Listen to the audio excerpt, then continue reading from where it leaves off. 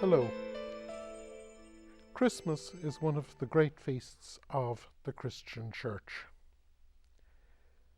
Most people are familiar with its form in the Western Church, but today with me is Dr. Mary Cunningham, who's going to talk about the Feast of Christmas in the Eastern Orthodox churches. Welcome, Mary. Thank you. Mary, what is the significance of Christmas in the Eastern churches?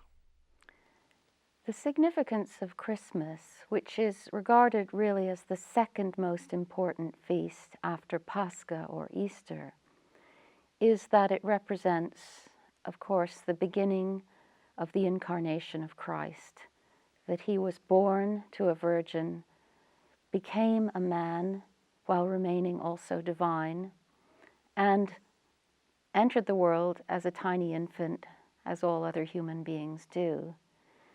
But it has great theological significance, which I think is celebrated with great solemnity in the Orthodox Church, with perhaps less focus on the crib and the sort of celebration of the story of the baby Jesus that we get in the West. I think there's much more emphasis on God himself, the Son of God, entering the world, and reflection on the great paradox that he remains both human and divine in this incarnation, and the implications of this for the rest of creation and for humankind. Can you talk us through how the Eastern churches then celebrate the Feast of Christmas? Yes, well, there is a great deal of preparation before Christmas. There's a 40-day fast, just as there is before Pascha or Easter, which means that people don't eat meat, fish, or any animal products.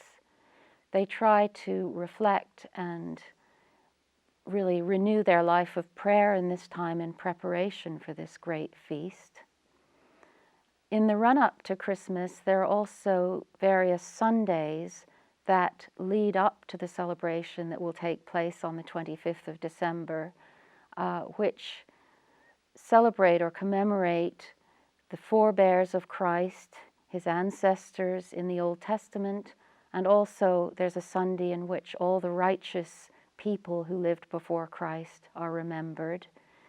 So thinking about the way in which the old dispensation is leading up to the new is part of that period of Advent or preparation. It contrasts quite a bit, I think, with the West, which tends to have a period of celebration, of meals out and overeating before Christmas even arrives. The Orthodox would find that an odd practice in that they wait to feast until the day itself. Well, of course, we found ourselves in the bizarre situation that Christmas ends the Christmas celebrations begin sometime early in December. They reach a crescendo in the 3 or 4 days before the 25th, and then on the 25th itself, if you watch television as I did last year, on the evening of the 25th, we're already into New Year sales. Yes. So Christmas almost ends on Christmas Day.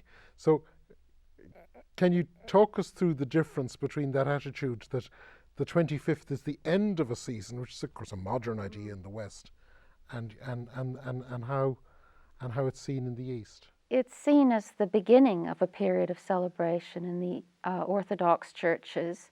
The period of Christmas lasts for some days afterwards.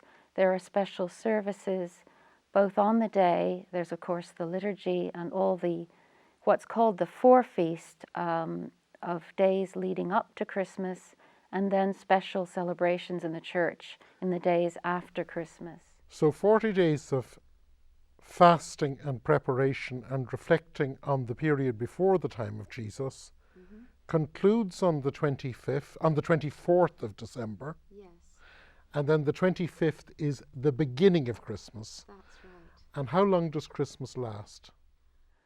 I think there are some days, 8 days, in which we continue to celebrate the feast, and then there's a leave-taking of the feast. But it all leads up to and connects with, I think, the Feast of Epiphany or Theophany, which we will be talking about in another episode. This is the 12 days of Christmas, I think, are taken seriously in the Orthodox Church, that this is a period of celebration which begins with the 25th. It doesn't end, as you said. There's one interesting thing from the Western point of view. We're used to a calendar that goes back to the late 16th century, and it's a calendar that was first promulgated by Pope Gregory in Rome, and it was based on calculations that he had commissioned. The Eastern churches often work on a different calendar. Can you talk about the two calendars? Yes, many churches in the Eastern Orthodox world do continue to use the old Julian calendar, which is the more ancient one established by Julius Caesar, which is different by 13 days from the Western or Gregorian calendar, which, as you rightly said, was initiated in, I think it's 1582. The reason that the Gregorian calendar was introduced was that the days of the solar year had got out of sync with the actual solstice, so it was moved back. And many churches didn't accept that change, and so they still adhere to the old calendar, which is 13 days later. And this is why you'll find the Russian church, many of the Oriental churches, celebrating Christmas on the 7th of January. But for them, of course, that is the 25th of December. But for some Eastern churches, they will be celebrating the 25th of December at the same time that Western Christians are celebrating the 25th of December. The Greek Orthodox Church largely does celebrate on the 25th by the new calendar, as do many of the other Orthodox churches now. So there is a slight split among the Orthodox churches as to whether they adhere to the old calendar or have adopted the new one. Since we're talking about calendars, needless to say, in the Gospels it doesn't say what day Jesus was born. Would you like to say something about the origins of the 25th of December as the date chosen for the celebration of Christmas? Yes, well, we don't know precisely when this took place, but in Rome there was a celebration of the birth of the unconquered sun god, which was celebrated on the 25th of December. This was renewed in 274 by the Emperor Aurelian, I think. And it's very likely that the Christian Church, in an attempt to sort of, as it were, baptize the pagan festival and take it over, chose that date, seeing the symbolism of Christ as the Sun, S-U-N, of righteousness, who brings light into the world, superseding the festival of the sun god, also S-U-N, which is a kind of joint symbolism and would make many pagans happily move to Christmas and see its theological Christian meaning. There's another tradition, though, which suggests that possibly the date was chosen because it's 9 months after roughly when the Annunciation may have been celebrated. Although we don't think there was an early Feast of the Annunciation, it may have been associated with Pascha at the end of March. And I think Augustine and a homily attributed to John Chrysostom suggests that this was the reason. It's more likely, I think, though, that from about the early 4th century, Christians began to celebrate the birth of Christ on the same day as the pagan sun god was celebrated. This, of course, is the ancient is a debate that goes back at least 200 years between those who argue that it's to do with one religion replacing another religion, and the other one being the calculation hypothesis, and vast gallons of of scholarly ink have been spilled on this problem. I actually agree with you that it is more likely that since the first mention of Christmas is in the West, and the Feast of the Unconquered Sun is a Roman festival, that it is the case that if people are used to celebrating at a certain time, and that people are becoming Christian, then you need to actually you need to give a new meaning to the festival time, because people are going to have a festival anyway, so you as it were piggyback on the festival, and go, instead of it being the unconquered sun, it becomes the sun, S-U-N, of righteousness.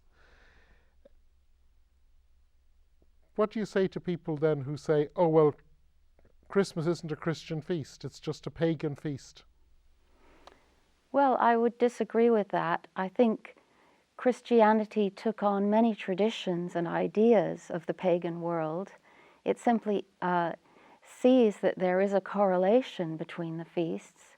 I think there was also a desire to link this feast with the change of seasons, with that all-important rebirth of the light. It's a period when there's very little light and then the sun begins to come back.